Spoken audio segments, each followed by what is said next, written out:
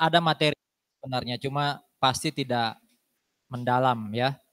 Nah, hari ini kita bahas lebih dalam.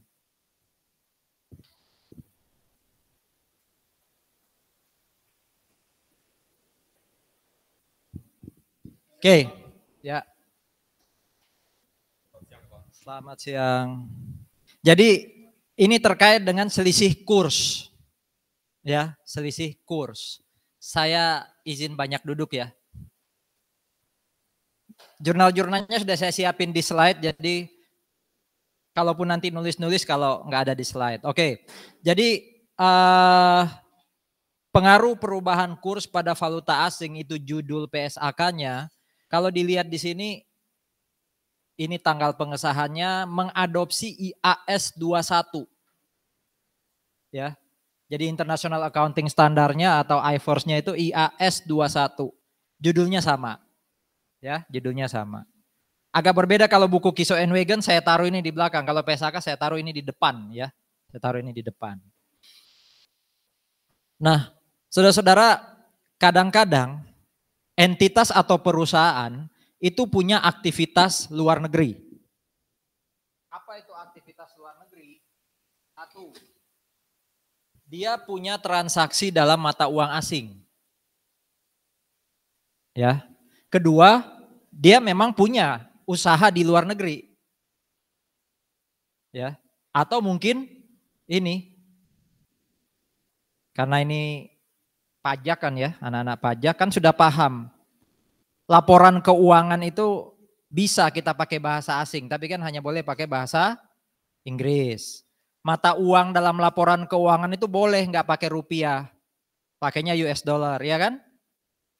Kalau sampai perusahaan kemudian dapat izin untuk menggunakan laporan keuangan dalam bahasa asing, dalam bahasa Inggris,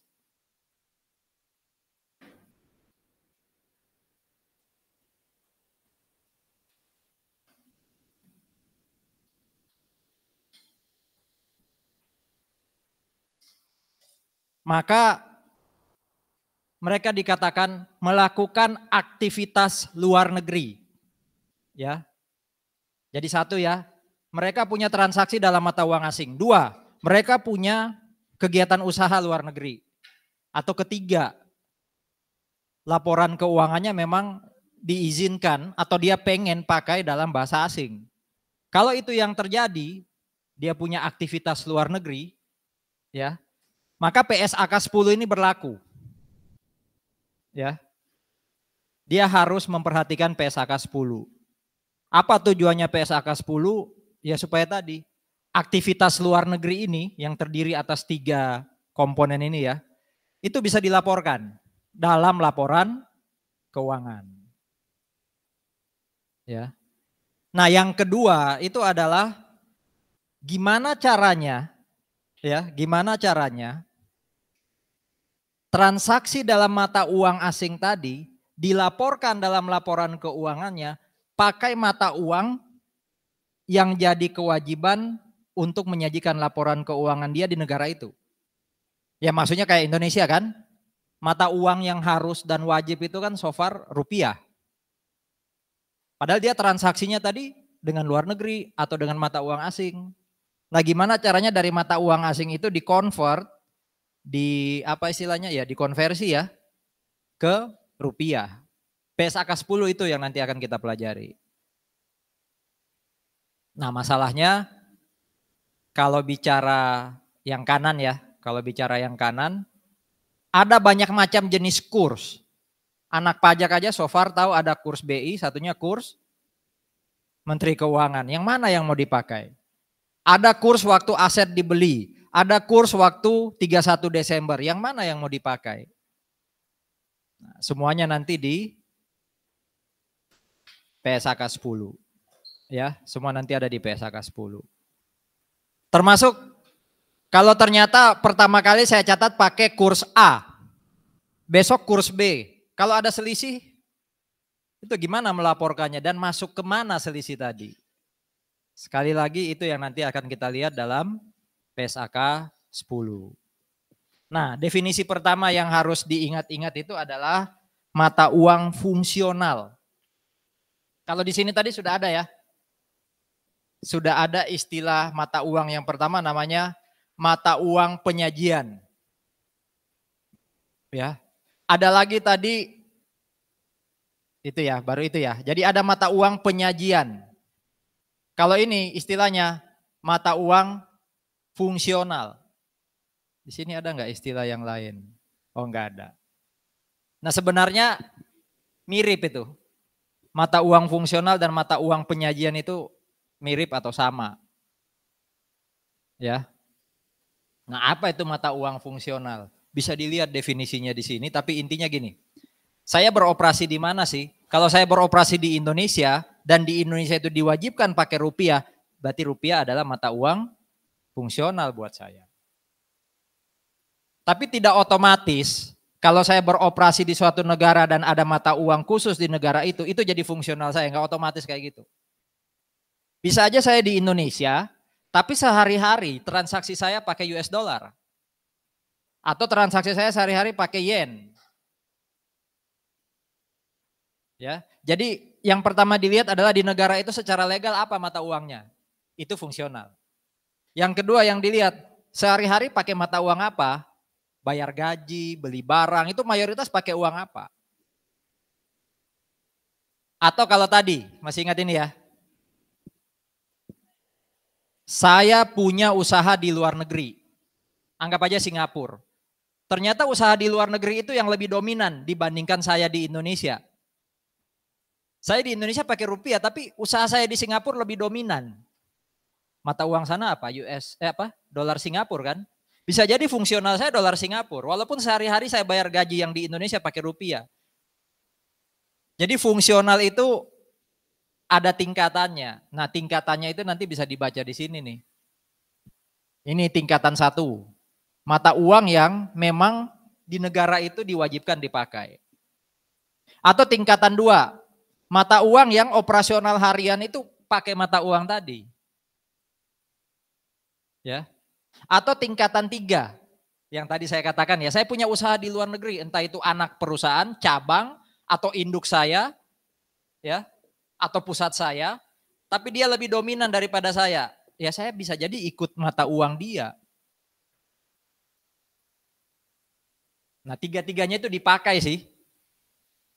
Lihat dulu yang 1. Kalau 1 nggak jelas pakai yang 2. Kalau 2 nggak jelas pakai yang 3. Kalau 3-tiganya juga nggak jelas, manajemen boleh memutuskan. Oh, kita mata uang fungsionalnya adalah anggap aja rupiah. Atau US dollar, atau yen, atau ringgit. Sekali memutuskan apa itu mata uang fungsional, harus konsisten. Itu ya. Itu mata uang fungsional. Ada pertanyaan? Ternyata nggak enak ya ngajar sambil duduk gitu.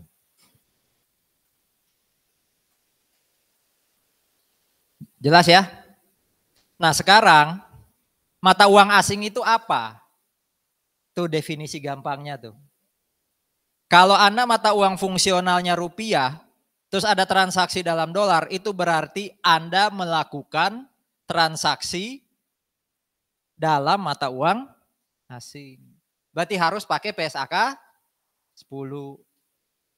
Pak, saya di Indonesia, sehari-hari bayarnya pakai dolar gaji, beli barang pakai dolar, pinjam duit itu dikasih dolar. Berarti kan level kedua tadi ya.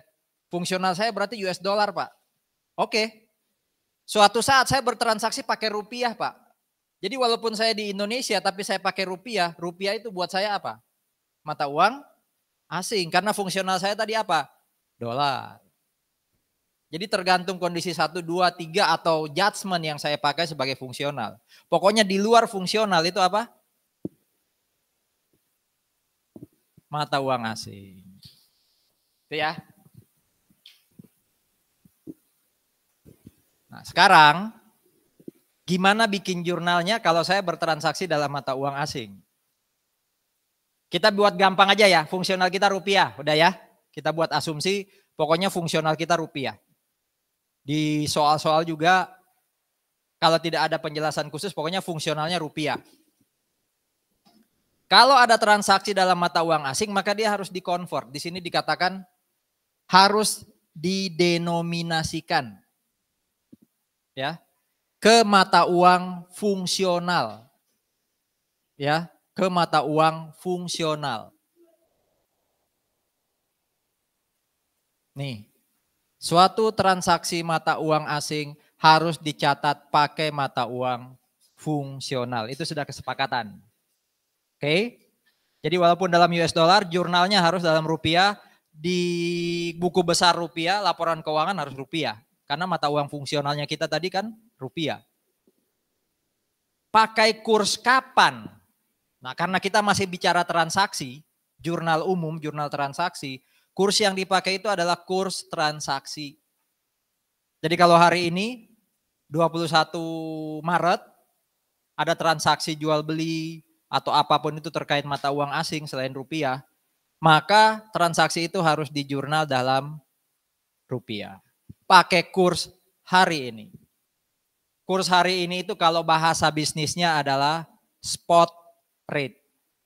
Itu bahasa ekonomi atau bahasa bisnis. Kalau bahasa akuntansinya itu adalah current rate. Ya, current rate. Gitu ya, spot rate atau current rate itu sebenarnya sama. Satu bahasa akuntansi, satu bahasa bisnis secara umum. Ya gampangannya pokoknya kurs hari ini wes. Kurs waktu transaksi. Oke. Nah ini definisi kurs, itu definisinya spot rate. Tanggal transaksi itu apa ya? Tanggal terjadi tukar menukar. Ya kan transaksi itu kan kalau terjadi pertukaran sumber daya antara A dan B. Nah kadangkala supaya praktis, daripada tiap hari ada transaksi saya lihat hari ini kursnya berapa ya. Saya bisa pakai kurs rata-rata. Nah kurs rata-rata itu paling mungkin rata-rata mingguan. Ya, kalau bukan agak malas ya. Kalau pengen lebih praktis pakai rata-rata bulanan. Kalau mau lebih praktis lagi pakai rata-rata tahunan. Tapi jangan pakai rata-rata umpama 2 tahunan itu jangan, itu sudah terlalu jauh. Tapi ada syarat di situ. Ya, ada syarat di situ. Kalau nilai tukar atau kurs itu naik turun terlalu fluktuatif, nggak bisa nggak bisa ditebak, nggak boleh pakai kurs rata-rata. Nah, kurs Menteri Keuangan itu kurs rata-rata. Rata-rata apa itu kurs Menteri Keuangan? Rata-rata apa biasanya? Setiap berapa periode kurs Menteri Keuangan diganti? Hah? Anak pajak. Anak pajak tuh ini semua ya. Seminggu sekali itu kurs, setiap Senin biasanya diumumkan ini loh kurs Menteri Keuangan. Jadi dia berapa hari kerja? 5 hari kerja itu di rata-rata sama dia. Jadi kalau hari Senin sampai Jumat ini kita pakai kurs Menteri Keuangan yang rata-rata Senin sampai Jumat kemarin, minggu lalu. Boleh aja, ya. Oh iya, yang kita bicarakan sekarang kurs Bank Indonesia ya. Kalau untuk hitung pajak baru kurs Menteri Keuangan. Kurs Bank Indonesia bisa pakai kurs rata-rata. Ya, tapi dengan syarat tidak fluktuatif. Ada beberapa ilustrasi. Ini ilustrasi pertama yang paling simpel. Perusahaan impor tanggal 21 Maret, US dollarnya 1000. Hari itu nilai tukarnya 1:15,5 ya sudah. Hari itu kursnya ini yang dipakai. Kalau masalah jurnalnya apa, itu kembali ke jurnal PA, jurnal AK, jurnal AKM1 loh ya. Masalah kita itu adalah di pengukuran, bukan pengakuan. Oke? Jadi masalah jurnal bukan jadi pokok di sini. Bisa jadi nanti jadi masalah karena kita lupa jurnalnya. Tapi yang paling pokok itu gimana ngitung angka yang masuk di jurnal atau pengukurannya kayak apa. Kalau ini dia pakai kurs rata-rata. Ini juga spot rate. Jadi spot rate tidak hanya kurs hari ini. Bisa pakai kurs rata-rata. Oke. Ada pertanyaan dulu ilustrasi 1 dan 2. Saya baru ngajar ini kemarin di mata kuliah akuntansi pajak, tapi lebih banyak ke pajaknya yang saya tekankan. Jadi kadang campur-campur gitu. Kayak deja vu gitu. Untungnya kemarin ngajarnya di AVT, jadi beda kondisinya kan. Kalau ngajarnya di kelas kayak gini juga kayak gagal fokus nanti. Oke, itu dulu. Tadi ada definisi mata uang fungsional, mata uang asing, definisi spot rate, definisi tanggal transaksi. Nah sekarang ada definisi lain namanya post moneter. Itu definisinya secara teori, gampangannya adalah post moneter adalah satu pos atau akun yang ketika jurnal transaksi pertama kali diukur senilai X, per 31 Desember atau waktu tanggal laporan keuangan, nilainya juga tetap X. Tidak ada kemungkinan nilai X tadi berubah jadi Y, jadi Z, jadi A. Saya ulangi ya, post moneter adalah nilai pengukuran awal dengan nilai penilaian di tanggal laporan keuangan sama. Kalau teoritisnya itu.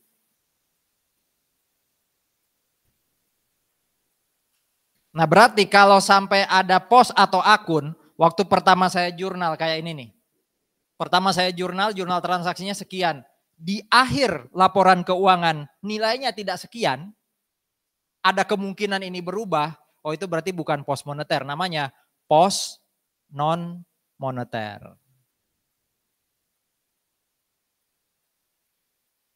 Nah berarti Anda harus paham dan hafal bagaimana cara menilai masing-masing akun. Kayak contoh, bagaimana cara menilai inventory di akhir tahun. Pakai apa kita laporkan inventory di akhir tahun? Apa? Lower of cost or NRV. Berarti ada nggak kemungkinan cost itu berubah? Ada. Berarti dia moneter atau non moneter? Moneter atau non moneter? Non moneter. Karena inventory itu ada kemungkinan berubah jadi NRV. Oke. Kalau PPE, equipment. Saya belinya 15 juta tadi. Umpama ini jadi equipment ya. Ada nggak kemungkinan akhir tahun nilainya berubah? Utamanya kalau kita pakai model apa? Kan ada dua model untuk PPE. Ada cost model dan fair value model. Berarti ada kemungkinan dia berubah. Berarti PPE itu sama kayak inventory, yaitu post non moneter. Nah pertanyaannya post moneter itu apa? Di belakang ada contohnya. Ini masih definisi ya.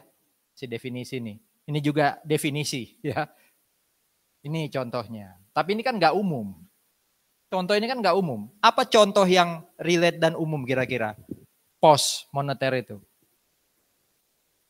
Yang waktu jurnal umum, jurnal transaksi, nilainya A atau X, akhir tahun nilainya tetap A atau X. Accounts payable. Dengan asumsi accounts payable nggak atau belum dilunasi loh ya. Iya kan? Kan tak ada kemungkinan dia dipakein fair value ya. Gitu loh. Lawannya juga berarti receivable. Receivable juga post moneter. Payable dari sisi yang berutang, receivable dari sisi yang minjemin duit.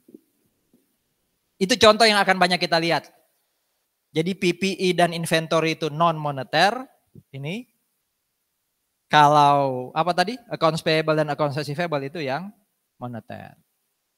Itu dulu. Ada diskusi. Nah, ini non moneter ada contoh di sini, enak ya.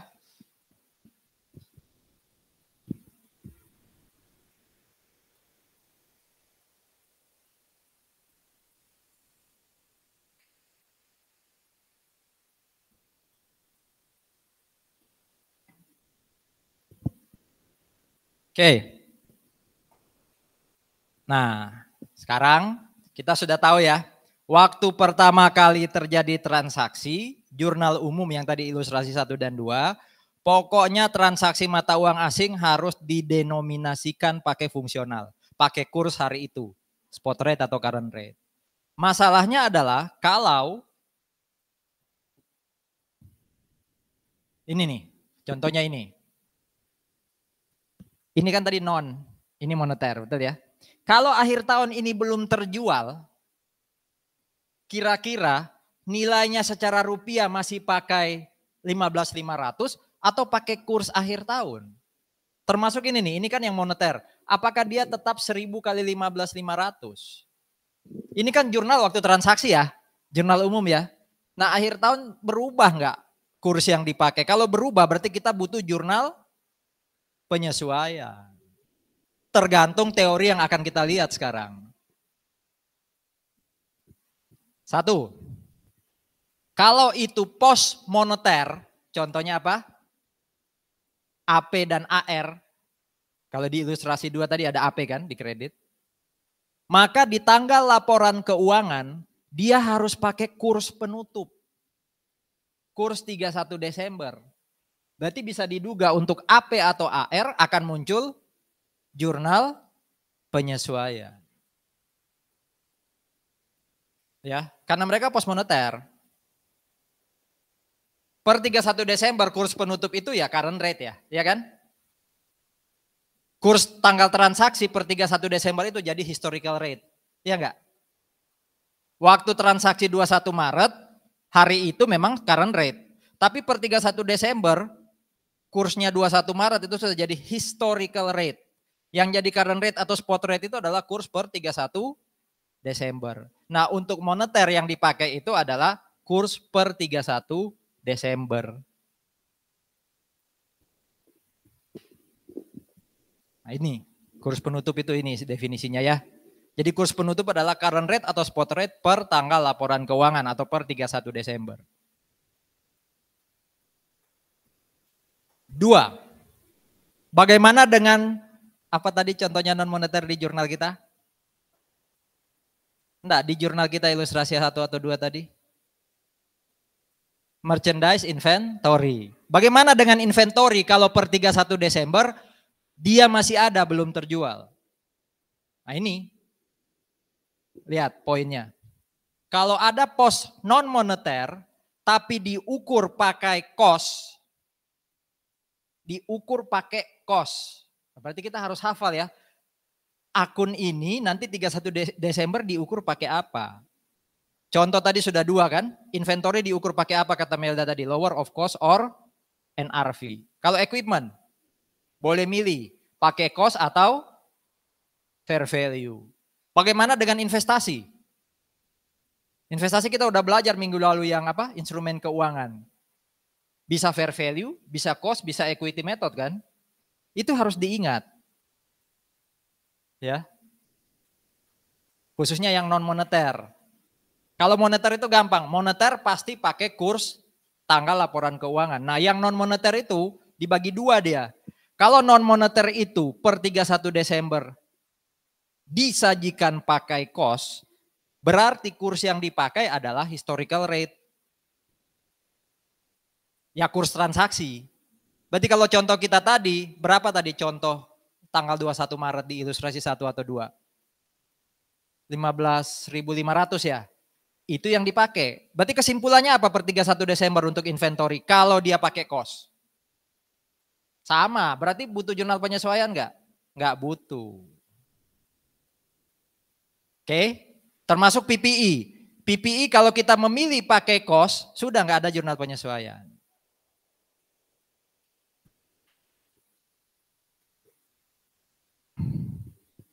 Tapi kalau pos non moneter sama kayak nomor 2 ya, sama-sama pos non moneter. Tapi kalau pos non moneter itu pakai fair value, contoh, inventory ternyata nilai akhir tahunnya pakai NRV karena lebih rendah NRV. Itu berarti yang nomor 3.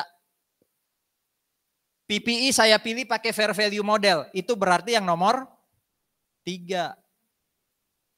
Ya. Dia pakai kurs apa katanya di sini? Kalau ini kan historical rate waktu transaksi. Kalau yang nomor 1 tadi apa? Kurs penutup. Kalau ini? Pakai apa? Tergantung tanggal berapa nilai wajar itu ditentukan. Kalau nilai wajar ditentukan 31 Desember ya dia pakai kurs penutup. Tapi kalau nilai wajar atau fair value itu anggap aja 1 November atau 2 Desember, itu kan berarti sebelum 31 Desember ya. Nah itu berarti dia pakai historical rate. Tapi bukan transaction rate loh ya. Pokoknya tanggal berapa nilai wajar itu ditentukan. Karena bisa aja aset ini saya panggil appraisal. Anda pernah dengar appraisal kan ya, penilai aset. Ini kalau harga secondnya berapa sih? dihitung sama dia, ketemu angkanya. Waktu saya undang dia itu tanggal 1 April. Berarti nanti 31 Desember aset tadi harus saya nilai pakai kurs 1 April. Tapi kalau saya nggak pakai appraisal, saya nilai fair value itu selalu 31 Desember, saya pakainya apa? Kurs penutup. Berarti ini perlakuannya sama kayak nomor 1 ya. Sama kayak apa? Post moneter. Kecuali soalnya dibuat tadi. Penentuan fair value-nya bukan 31 Desember ya, berarti pakai yang atas nih. Pakai historical, tapi hati-hati sekali lagi bukan waktu transaksi, tapi waktu fair value ditentukan. Kalau kerasa panas bisa minta tolong nanti untuk AC-nya didinginkan. Oke. Nih, ini kalau nilai wajar itu ditentukan sebelum 31 Desember. Kalau ini nilai wajarnya ditentukan per 31 Desember. Oke, jadi ada 3 ya patokannya ya. 3 itu ada 3A, 3B. 1, pos moneter pakai kurs apa per 31 Desember dia? Waktu mau bikin laporan keuangan? Kurs penutup. 2, kalau pos non moneter dinilai pakai cost, maka dia pakai kurs historical yang waktu transaksi. 3A, kalau non moneter dinilai pakai fair value. Nah, fair value-nya ditentukan kapan Pak? Oh, waktu 31 Desember, berarti pakai kurs penutup. 3B, dia non moneter pakai fair value. Fair value ditentukan sebelum 31 Desember, berarti pakai historical tapi waktu penentuan fair value. Udah, itu dirangkum. Silakan bertanya dulu.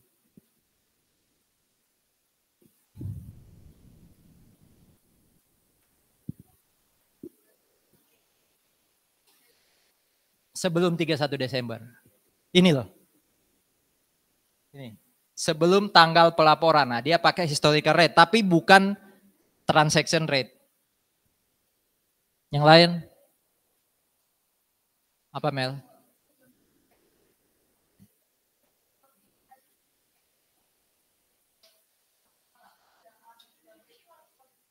Nah, itu konsistennya tergantung aset itu ditentukannya pakai apa per 31 Desember. Contoh kayak tadi PPI. PPI kan boleh milih toh. Pakai cost model atau fair value.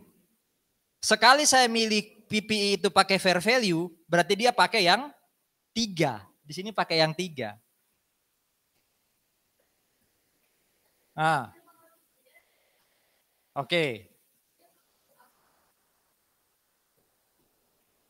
Nah, tergantung fair value-nya ditentukan lewat apa.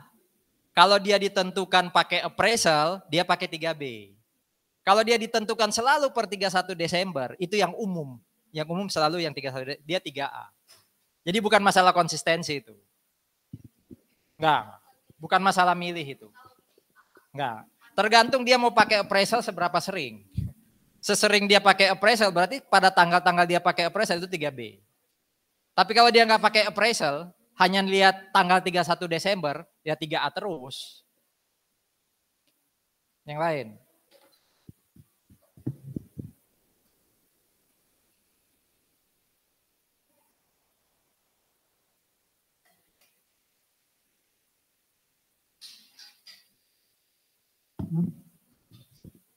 Oke. Nah ini contoh. Ilustrasi 3 udah ya. Ada perusahaan impor mesin, berarti beli mesin ya. Secara kredit. Tanggal 21 Maret 2023 nilainya 1000 US dollar. Spot rate-nya waktu itu 15,5. Perjanjiannya itu dilunasinya tahun depan. Ya, 20 Maret 24. Per 31 Desember 23 ternyata kursnya 16.000. Di mana mesin tadi fair value-nya itu 975. Jadi cost-nya dalam US dollar 1000, fair value-nya dalam US dollar 975 per 31 Desember. Berarti ini 3A atau 3B Mel? Kalau dia pakai fair value model. 3A. Karena penentuan fair value-nya dilakukan per 31 Desember. Tanggal 21 Maret jurnal biasa, equipment to accounts payable 1000 US dollar kali 15,5. Nah per 31 Desember pertanyaannya, dia pakai cost atau fair value tergantung soal. Kalau pakai cost tadi berarti yang nomor mosok 1. Kalau equipment itu kan non moneter, berarti dia nomor 2. Yang tadi dijawab tidak butuh jurnal penyesuaian karena dia pakai historical yaitu transaction rate. Berarti equipment tadi ya, kalau pakai cost kalinya dengan 15,5. Kurs Maret kalau nggak salah tadi soalnya, ya kan? Tapi kalau dia pakai fair value dan fair value-nya ditentukan tanggal laporan keuangan pakai 3A. 3A itu berarti 31 Desember. Berapa kursnya? 16.000. Tapi hati-hati loh. Nilainya kan bukan lagi 1.000 US dollar, tapi berapa? 975. Berarti kalinya bukan dengan 1.000 tapi 975. Karena pakai nilai dolar 31 Desember, harusnya kursnya pakai kurs 31 Desember. Kan fair tuh. Ya. Itu equipment. Kalau pos moneter, AP itu pakai apa tadi? Nomor 1. Pakai kurs apa kalau pos moneter? Kurs penutup. Berarti kurs penutup berapa? 16.000. Makanya di sini dikali 16.000. Saya belum menunjukkan jurnal penyesuaiannya. Saya hanya menunjukkan per 31 Desember nilai masing-masing akun atau pos ini berapa sih? Nah, ini penggunaan kursnya. Kita implementasikan teori yang tadi. 1, 2, 3A, dan 3B. Khusus dalam kasus ini kita pakai yang 3A ya kan? Karena penentuan fair value-nya dilakukan 31 Desember. Ada pertanyaan?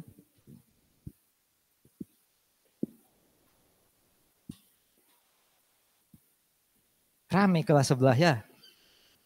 Ibunya ini talkative.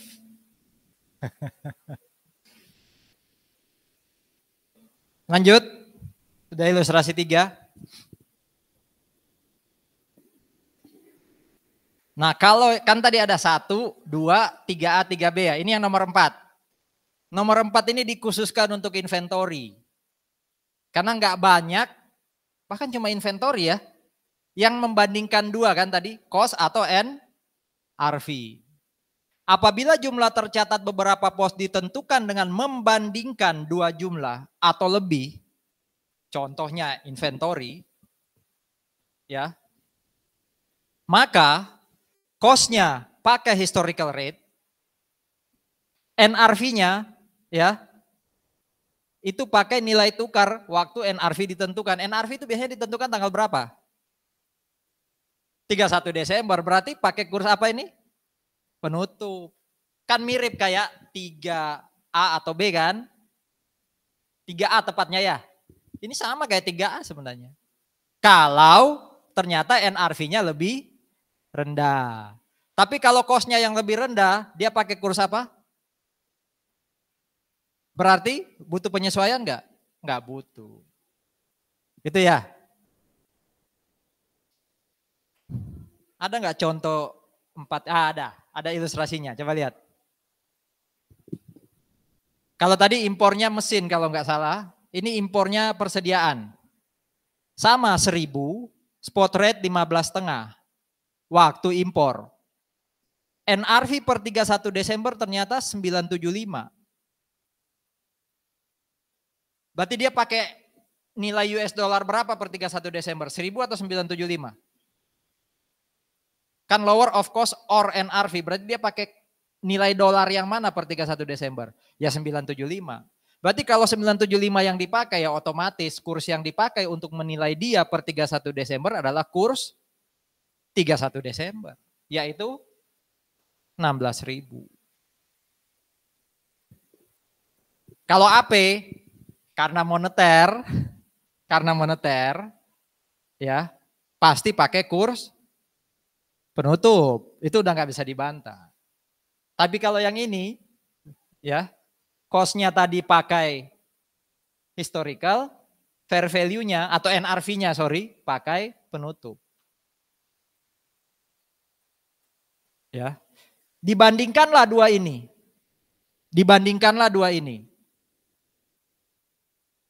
Jadi tidak otomatis saudara-saudara, tidak otomatis. Kalau ini kan NRV-nya secara dolar lebih rendah ya. Iya enggak? Tidak otomatis nanti inventory pasti pakai NRV dalam rupiah. Karena buktinya apa? NRV-nya ternyata 15,6. Rupiahnya berapa? 15,5. Waktu beli kan 15,5. Per 31 Desember yang lebih rendah tetap 15,5. Kesimpulannya apa? Bukan masalah historical rate. Butuh penyesuaian enggak? Enggak butuh. Paham ya? Secara US dollar memang dia lebih rendah. Berarti harusnya pakai NRV, betul ya? Masalahnya kan kita fungsionalnya US dollar atau rupiah? Rupiah, berarti kan dia harus dirupiahkan ya. Nah waktu dirupiahkan kurs yang dipakai untuk 975 ya kurs penutup. Yang kalau dikali ternyata lebih tinggi hasil rupiahnya dibandingkan cost. Yang dibandingkan itu bukan 1000 dan 975 tapi 15,5 dan 15,6. Mana yang lebih rendah? Cost. Waktu beli 15,5, ternyata akhir tahun 15,5. Butuh jurnal penyesuaian enggak? Enggak butuh. Kapan butuh jurnal penyesuaian? Kalau hasil kali NRV dan rate ternyata 15,4, 15 juta. Itu baru butuh jurnal penyesuaian. Silakan, ada pertanyaan enggak? Ilustrasi 4. Jadi nilai dulu cost-nya, hitung pakai historical rate, nilai dulu NRV-nya, hitung pakai kurs penutup, bandingkan hasil kalinya mana yang lebih rendah. Hati-hati saudara-saudara, membandingkan 15,5 dan 15,6 bukan materi hari ini. Ini materinya AKM 1 waktu belajar inventory. Chapter berapa tuh? 8 kalau nggak salah. Iya kan, lower of cost or NRV itu bukan barang baru, bukan barangnya selisih kurs, itu barangnya inventory. Tapi ngitung 15,5 dan 15,6 itu materi hari ini. Jadi kalau Anda bingung, kok pilih yang lebih rendah? Ya itu bukan masalah hari ini, itu masalah masa lalu. Berarti Anda belum move on, ya kan? Silakan bertanya. Ilustrasi 4.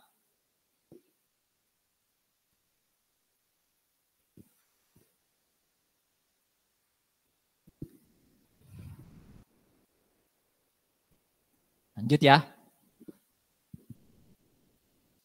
Belum ada jurnal penyesuaian yang kita buat ya, walaupun ada perbedaan nilai. Saya baru memperlihatkan nilainya per 31 Desember berapa sih. Nah ini mulai masuk jurnal. Kalau ada selisih kurs karena post moneter, maka selisih kurs tadi baik gain or loss masuknya kemana? Masuknya kemana? Income statement. Jadi kalau post moneter, contohnya apa tadi moneter? AP. AP kalau ada selisih antara 31 Desember dengan transaksi, gain or loss-nya masuk income statement. Udah, itu maksudnya yang ini, slide ini. Ini contohnya, ilustrasi 5.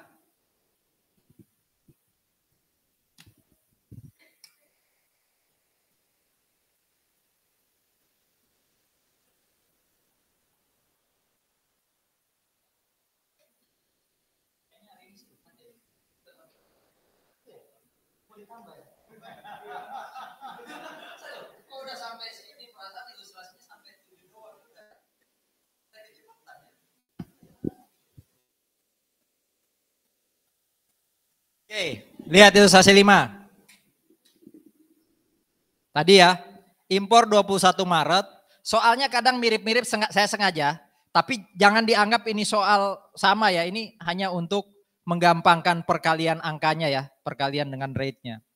Impor 1000 US dollar, waktu itu 15,5. Menurut perjanjian, ya, menurut perjanjian, sorry. Oh ini masih 1 tahun. Masih 1 tahun yang sama. Iya kan? Maret ke April, 1 bulan lagi harus lunas. Ya. Menurut perjanjian transaksi tersebut dilunasi bulan depan. Di mana bulan depan itu ternyata atau pada saat April itu kursnya 16.000. Jurnal beli dulu. Ini nggak masalah ya, jurnal beli ya. Nah, waktu terjadi pelunasan, AP kita berapa waktu terjadi pelunasan? Kan 15,5. Itu di debit. Ya kan? Kan AP kita 15,5 itu di debit. Tapi cash yang kita keluarkan di kredit itu pakai kurs waktu pelunasan, yaitu 16.000. Ada selisih kan ya? AP kita cuma 15,5, kita bayar berapa? 16. Itu gain or loss? Loss. Nah itu masuk income statement. Nama akunnya ini. Rugi selisih kurs atau kerugian selisih kurs. Foreign exchange loss.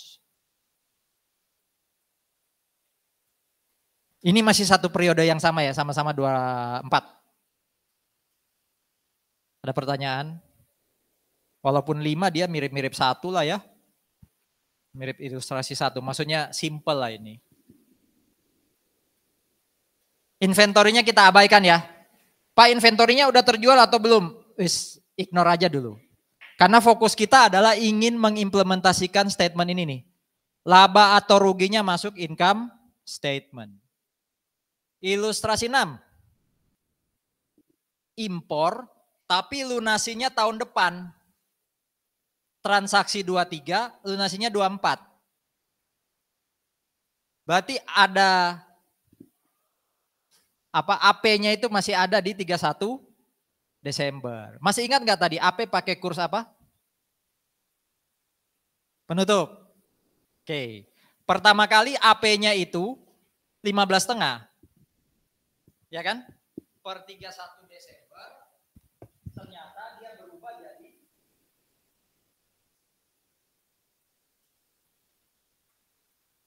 AP awal waktu transaksi Maret itu 15. Depan tadi ada ya. Per 31 Desember katanya tadi pakai kurs penutup berarti 1.000 kali 16.000 ya. Oke, itu udah jadi berapa?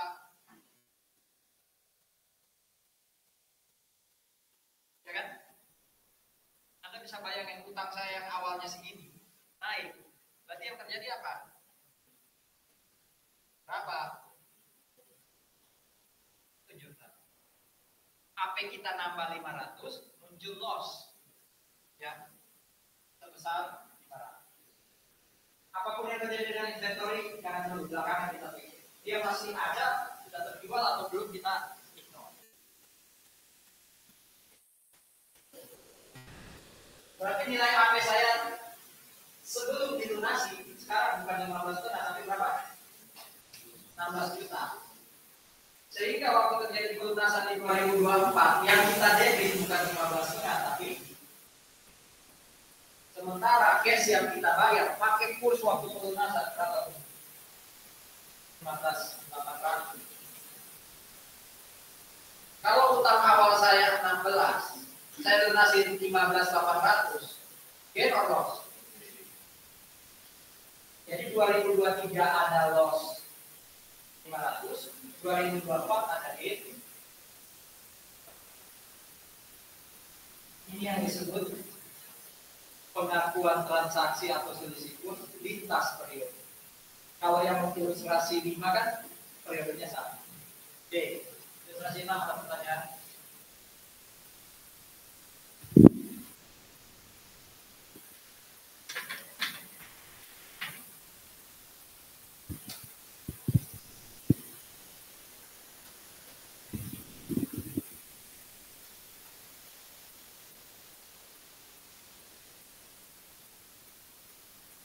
Tadi inventorinya diabaikan karena kita masih fokus ke pos moneter. Nah, sekarang kita masuk ke pos non moneter.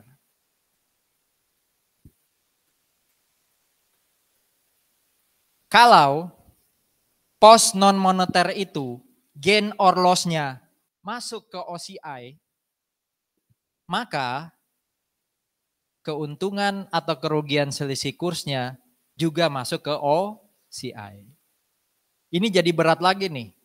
Pertama, tahu dulu apa saja non moneter. Tadi ada contoh ya. Kedua, harus tahu kalau ada gain or loss atas pos non moneter yang terkait tadi, dia masuk OCI atau bukan. Tadi yang kita pakai jadi contoh favorit kan inventory dan equipment ya, PPE ya. Inventory itu kalau ada selisih gain, biasanya selisihnya loss sih kalau inventory. Itu masuk income statement atau OCI? Income statement atau OCI? Nah, kalau itu kita ragu-ragu, kita nggak bisa nggak bisa mengimplementasikan aturan 1 atau 2 ini nanti. Equipment, kalau kita pakai fair value, terjadi gain atau loss di equipment tadi, masuknya ke OCI atau income statement? OCI. Kok Anda bedain inventory dan equipment? Karena memang kadang ada yang berbeda. Nah, kapan post non moneter ini gain or loss-nya masuk OCI atau income statement? Yaitu pelajaran AKM 1. Nah, kita ambil 2 aja ya, inventory dan equipment. Inventory itu betul, kalau terjadi loss, maka dia masuk ke income statement. Karena jurnalnya kalau nggak COGS ya loss. Oke. Tapi kalau itu equipment, bisa 2 equipment. Kalau terjadi gain, masuknya ke OCI. Kalau terjadi loss, masuknya ke income statement. Dan itu teori AKM 1, bukan teori selisih kurs. Kalau kita nggak paham atau nggak ingat teori AKM 1 itu, kita nggak tahu nanti laba rugi selisih kursnya masuk mana. Oke? Jadi kalau pos non moneter itu masuk OCI, maka rugi selisih kursnya atau untung selisih kursnya masuk OCI. Contoh, apa tadi? Equipment. Ya. Khususnya kalau equipmentnya apa? Gain. Tapi kalau equipmentnya loss, dia nggak masuk OCI, dia masuk ke income statement. Berarti kalau equipment yang loss tadi kita pakai fair value, selisih kursnya loss, dia juga masuk ke income statement. Itu yang nomor 2. Inventory nggak pernah gain ya. Inventory itu kemungkinannya loss, utamanya ketika NRV lebih rendah daripada cost. Kalau PPE bisa gain, bisa loss. Makanya kalau gain dia masuk yang nomor 1, kalau loss dia masuk yang nomor 2. Kasusnya ilustrasi 7, belinya mesin, berarti equipment nih. Perkaranya jadi mudah kalau equipment ini dinilai pakai cost. Iya kan? Kalau dinilai pakai cost berarti equipment per 31 Desember pakai tadi yang pakai cost itu non moneter pakai cost itu 1, 2, 3A atau 3B ya? 2 ya. Non moneter pakai historical rate. Kalau moneter yang satu kan pakai penutup, ya kan? 3A, 3B itu kan kalau dia pakai fair value ya. Jadi kasus ini jadi mudah kalau asumsi kita dia pakai cost method. Tapi kalau pakai fair value itu yang mau kita lihat sekarang. Oke, belinya 1.000, waktu beli itu 13.000 kursnya. Per 31 Desember nilai dolarnya jadi 950, di mana rate waktu 950 itu 16.000. Ya. Berarti kalaupun kita pakai fair value ini berarti 3A atau 3B? 3A. Kebanyakan 3A, jarang sih soal yang saya buat itu sebelum 31 Desember. Termasuk kalau ujian tidak ada keterangan khusus itu berarti pakai yang 31 Desember ya. Oke, waktu beli nggak ada masalah. Beli nggak ada masalah. Kita asumsi pakai fair value model ya. Karena kalau pakai cost nggak perlu ada jurnal penyesuaian untuk equipment. Simple. Karena dia pakai apa tadi? Historical rate. Kalau dia pakai fair value, inilah jurnalnya. Pertama, susutkan dulu. 13 dibagi 10. Berarti 1.300.000. Ya, 1.300.000. Berarti nilai bukunya berapa sekarang dengan adanya penyusutan? 13 juta kurangi 1.300.000. Berapa buku equipment per 31 Desember? 11. 100. Ini 31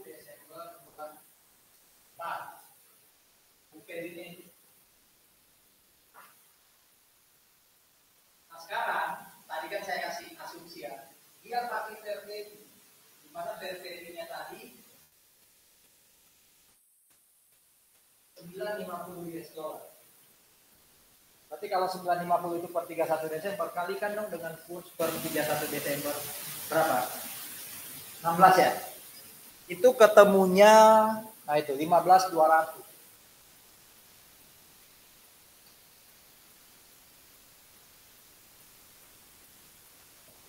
Nah, ini per 31 Desember. Ini selisihnya berapa nih? Selisihnya berapa? 3.500.000. Bebas dong. Atau lebih tinggi ya? Ingat tadi, kalau equipment dinilai pakai fair value, terjadi gain, maka gainnya masuk apa? Tuh, foreign exchange gainnya masuk OCI, karena ini ikut prinsip gain kalau terjadi revaluasi equipment, yaitu masuk OCI.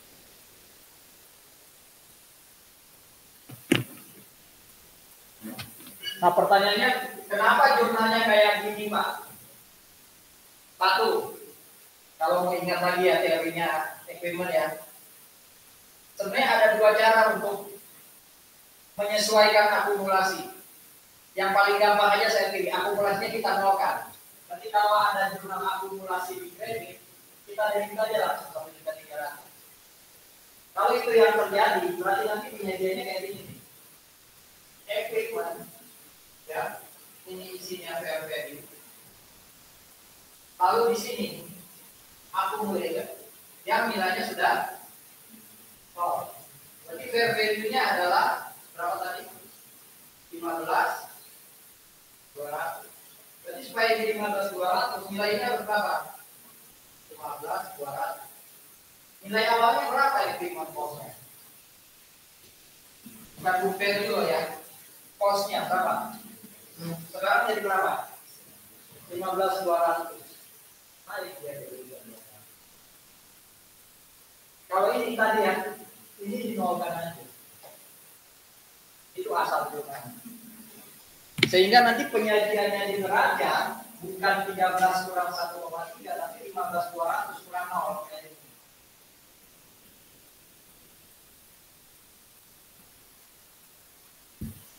Sebenarnya fokus kita itu cuma mau ke sini nih, mau ngasih tahu kalau ada gainnya foreign exchange untuk kasus ini, maksudnya OCI. Tapi akhirnya kan saya membahas equipment. Equipment kalau pakai fair value gini loh jurnalnya. Padahal itu saya mengulang AKM 1.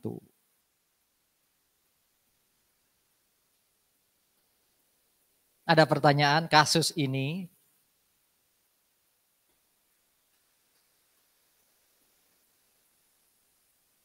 Sekarang lihat ilustrasi 8. Sambil saya menghapus ini, Anda menyerap yang ilustrasi 7 ya kalau ada pertanyaan.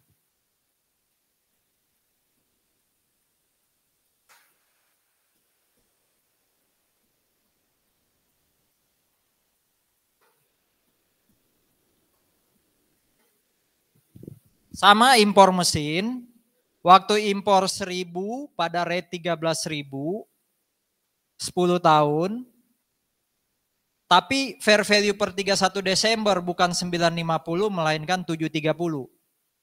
730 US dollar. Berarti per 31 Desember nanti, per 31 Desember, penyajiannya akan kayak gini. Equipment 11.680, akumulasi 0, karena dia harus sama kayak fair value-nya yaitu 11.680. Tapi ada selisih antara nilai awalnya berapa? 13 juta dengan sekarang 11.680. Kurangi 11.680. Ketemu berapa itu? Ketemu berapa? 1. Kan berkurang nilainya ya. Makanya equipment-nya di kredit. Kalau yang ini Ini tadi langsung di debit aja. Kalau yang 200, kalau yang 20 dari mana? Apa yang dibandingkan?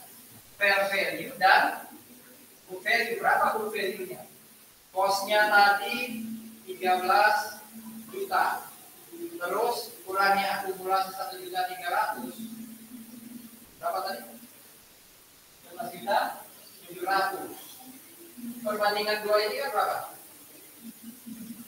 Naik atau turun? Ini ke sini turunnya. Berarti ini apa? Karena terjadinya loss. Tadi apa petunjuk saya? Kalau gain masuk OCI, kalau loss masuk mana? Income statement. Dan itu aturannya equipment, bukan aturan selisih kurs. Aturan selisih kurs hanya itu.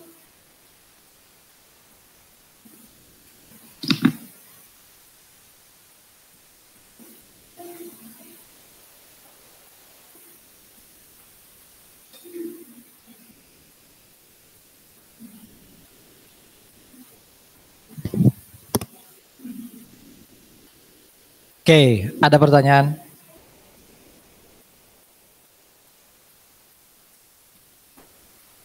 Sembilan. Sepertinya masih membahas tetap yang ini ya. Yang nomor 2 ini nih. Kalau apa? Dia OCI atau laba rugi. Oke, lihat. Impor persediaan, oh ini bukan equipment tapi inventory. Oke. Persediaan itu 1.000 US dollar, waktu impor 15,5. Sampai akhir 2024 belum terjual. Di mana persediaan itu NRV-nya 950. Waktu 950 ditentukan, rate-nya 15.000. Berarti hitung dulu cost-nya, bandingkan dengan NRV-nya, mana yang lebih rendah, nanti kita lihat. Ada ilustrasinya kan tadi ini yang sama kayak ini ya? Ilustrasi berapa Mel? Yang plug sama kayak ini soalnya. Yang tadi ada inventory pakai cost, inventory pakai NRV. Saya mundurnya kejauhan nanti.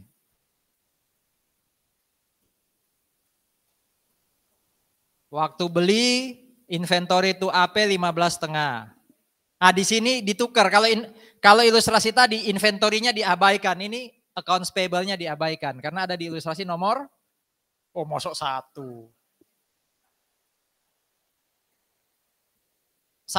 Sama plug soalnya. Saya mundur aja, email udah nggak bisa diandalkan rupanya. Inilah ya, ilustrasi 4. Sama nggak? Beda ya angkanya? Sama? Sama ya? Berarti kita tahu ya, per 31 Desember cost-nya 15,5, NRV-nya 15,6, AP-nya 16. Oke, kita lihat. 9. Oh beda. Oh current rate-nya yang beda. Per 31 Desember atau waktu transaksi? Per 31 Desember. Oke. Kita lihat dulu ya. Waktu terjadi transaksi ini nilainya. MI-nya itu 15,5. AP kita abaikan karena sudah banyak kita bahas tadi. Di akhir tahun dihitung cost-nya. Itu 15,5. Cost itu kan kalau ini tadi berarti perbandingan yang nomor 4 ya. Kalau nomor 4, kalau ada aset atau cost yang dihitung dengan cara membandingkan, maka cost-nya pakai transaction rate. Ini kan transaction rate, betul? Lalu NRV-nya pakai apa? Ya tanggal NRV, yaitu 15.000. Kalau tadi kalau nggak salah 16.000 ya. Ketika dikali dengan 15.000 ternyata lebih rendah dari cost. Berarti kesimpulannya, inventory ini tidak boleh disajikan dalam cost, melainkan dalam NRV. Berarti ada penurunan nilai 15,5 ke 14.250 yaitu 1.250. Nah, jurnalnya ini foreign exchange loss income kreditnya allowance to reduce inventory to NRV. Jurnal ini yang baru buat Anda hanya debitnya. Hanya debitnya. Kalau kreditnya ini ada di chapter 8. AKM 1. Ini pun hanya menerangkan loss-nya ini masuk income statement loh. Karena waktu di chapter 8 itu nama akunnya adalah loss to reduce inventory to NRV. Sekarang kan kita bicaranya selisih kurs, makanya namanya foreign exchange loss. Masuk income statement. Kalau Anda masih ingat, ada 3 cara untuk menjurnal ini. Kita nggak bicara selisih kurs. Pertama, bisa kita pakai COGS to inventory. 1250. Kedua, kita bisa pakai loss to inventory. Ketiga, baru pakai ini, loss to allowance. I first menyarankan yang ini, makanya ini yang saya pilih, loss to allowance. Tapi ini bukan jurnal selisih kurs, ini jurnal inventory. Kebetulan hari ini kita bahas selisih kurs. Ya, ada pertanyaan? Bagaimana kalau yang terjadi tadi? Ini dikali 16.000. Kalau ini dikali 16.000 kan lebih besar dari 15,5 ya. Berarti kesimpulannya apa? Nggak perlu ada jurnal ini kan? Karena cost-nya lebih rendah. Ada pertanyaan ilustrasi 9? Hampir habis. Tinggal pajaknya ini.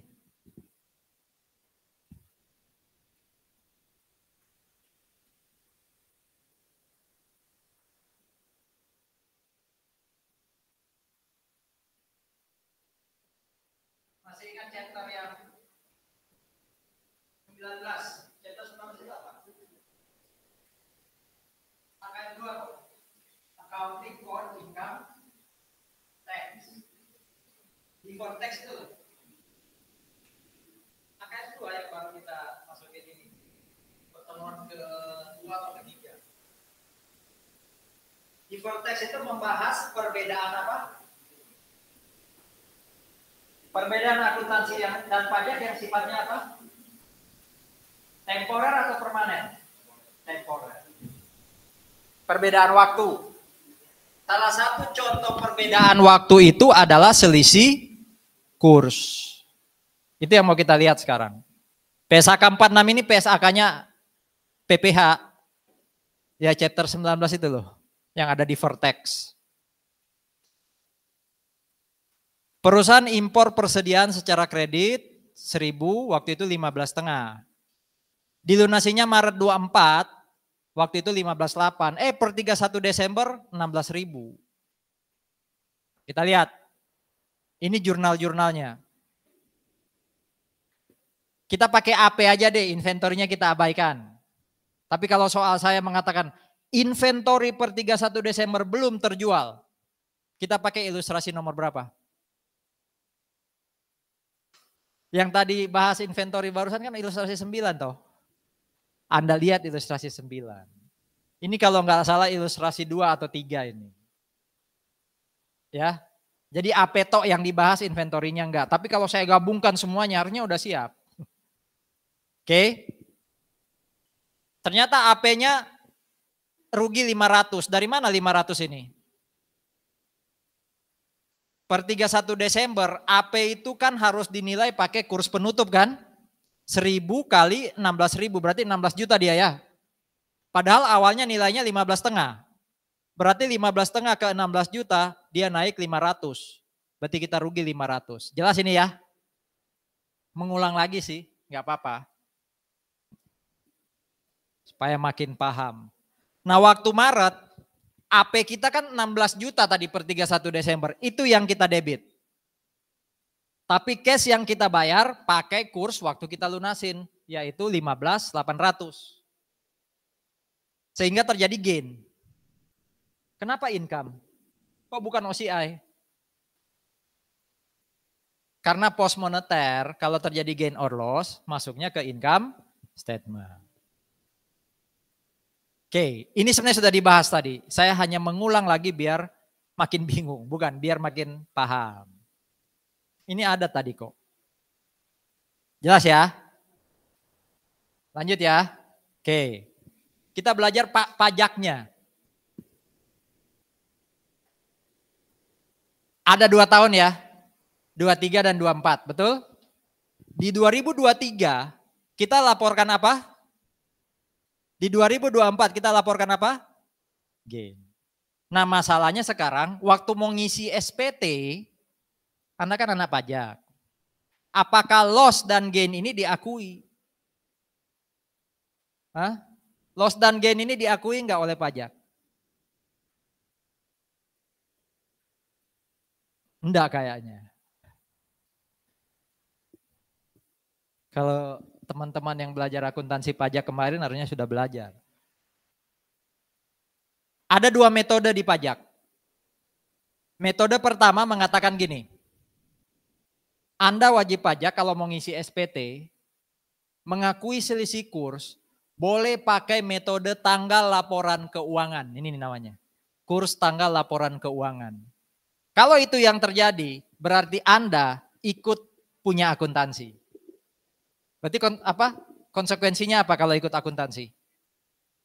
Di 2023 SPT laporkan loss, di 2024 SPT laporkan gain, nilainya sama, berarti butuh koreksi enggak? Butuh koreksi enggak?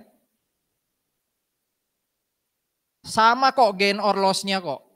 Berarti butuh koreksi fiskal enggak? Hello anak pajak yang jago koreksi fiskal katanya. Butuh koreksi enggak kalau udah sama? Kan enggak butuh ya. Berarti kalau yang dipakai metode tanggal laporan keuangan tidak butuh koreksi. Karena pajak ikut akuntansi. Tapi ada metode kedua, namanya metode kurs realisasi atau kurs tetap. Saya balik sedikit ke sini. Kalau kurs tetap itu AP awal itu adalah 15,5. Ini kan 2002 ya. AP akhir per 31 Desember oleh pajak tidak diakui. Kalau kita pakai kurs apa tadi? Nah, atau kurs realisasi. Yang dilihat pajak itu adalah kurs waktu pelunasan yaitu 21 Maret 2000. Berapa AP saat itu yang dibayar? Enggak, yang AP yang dibayar sorry 15.800. Itu ya. Tapi enggak membandingkan ini ke Desember, lalu Desember ke ini. Kalau yang dilakukan membandingkan ke Desember, Desember ke yang bawah itu metode yang pertama. Itu akuntansi kan. Tapi kalau metode kedua langsung dibandingkan dengan realisasi. Berarti yang terjadi apa nih? Utang awal 15,5, utang akhir dibayar 15.800. Yang terjadi apa? Loss berapa? Berarti pajak itu 2023 tidak ada pelaporan ya. Tidak ada gain, tidak ada loss. Di 2024 dia laporkan apa? Loss. Ini pajak. Kalau akuntansi 2023 laporkan apa? 2023 laporkan loss. Loss berapa? 2024 laporkan apa? Gain 200 ya. Oke. Berarti ini kan butuh koreksi. Ini butuh koreksi. Tapi coba lihat, ini beda waktu. Ini kalau di total jadinya apa? Loss. Ini kalau di total jadinya apa? Loss. Inilah yang namanya beda waktu. Ujung-ujungnya sama kok, walaupun tiap tahun berbeda. Coba lihat. Berarti kalau tahun 2023 ada loss 500, pajaknya 0, itu positif atau negatif? Kalau lossnya akuntansi hilang, itu apa? Ya, please, nggak apa-apa AKM 2 lupa. Perpajakan. Kalau biaya atau pengurang hilang di pajak, positif, kan? ada koreksi positif 500. Betul? Itu pajak loh ya, bukan AKM 2, bukan mata kuliah akuntansi loh ya. Pajak itu. Oke, tahun 2024 ada gain 200, tapi dipajak jadi loss 300. Koreksi positif atau negatif? Harusnya gain, tapi dipajak jadi loss. Itu berarti sudah jadi apa? Negatif. Tapi negatifnya berapa? 200 hilang, malah jadi loss 300. Berarti kan 200 plus 300, berarti negatif berapa? 500. Positif 500, negatif 500 hasilnya apa? Itulah beda waktu. Ya, itulah beda waktu. Ini kondisinya kalau kita mempertimbangkan aspek pajak. Ada pertanyaan? Wah, belum jam 3. Sudah, QR-nya siapa? Marcelo. Thank you. Silakan kalau ada pertanyaan.